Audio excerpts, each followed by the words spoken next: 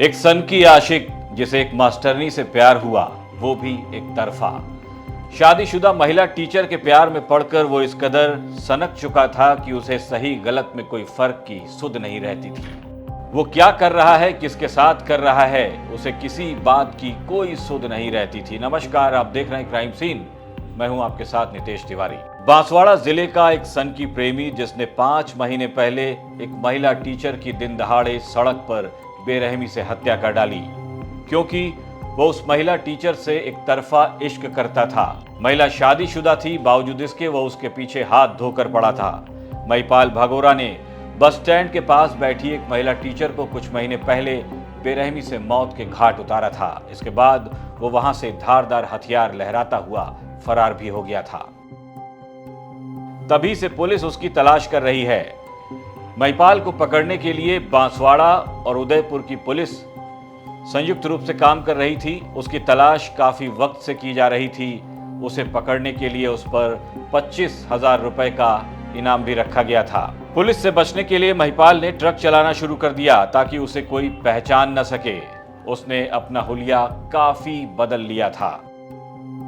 1 जुलाई को कथित प्रेमी महिपाल कार में सवार होकर कलिंजरा बस स्टैंड पहुंचता है, जहां पर बस का इंतजार कर रही 36 साल की महिला टीचर पर अचानक वो पीछे से धारदार हथियार से हमला कर देता है।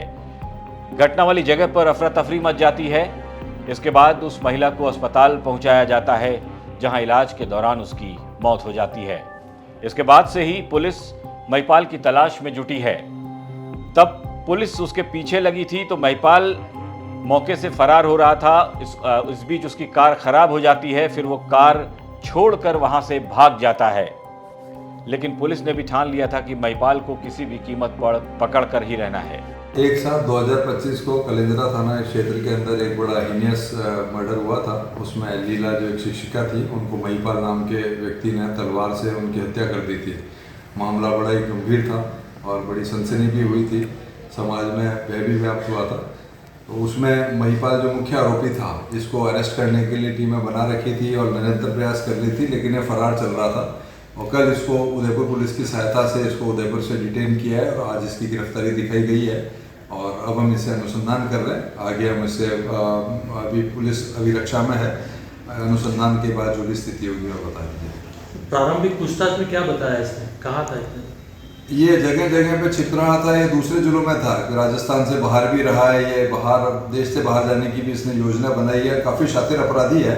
इसको मालूम था कि पुलिस निरंतर पीछा कर रही है, तो इसने मोबाइल वगैरह और अपने घर परिवार वालों से, दोस्तों से, किसी से भी कांटेक्ट नहीं रखा है अवधि के अंदर।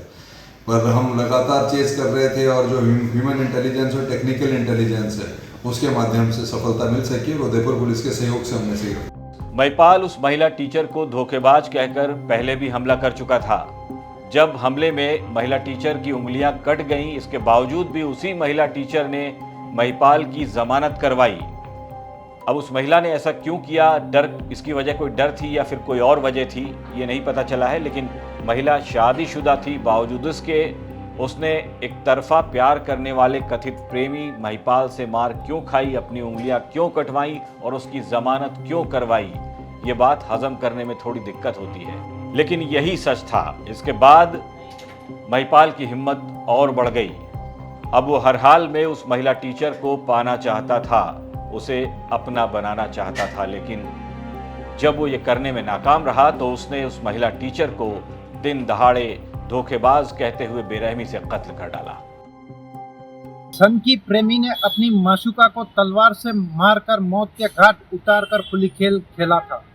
यह तांडव बांसवाड़ा जिले के कलिंजरा कस्बे मुख्यालय बस स्टैंड पर हुआ था और दिन दहाड़े इस तलवार हत्याकांड के मामले में काफी सनसनी फैली हुई थी।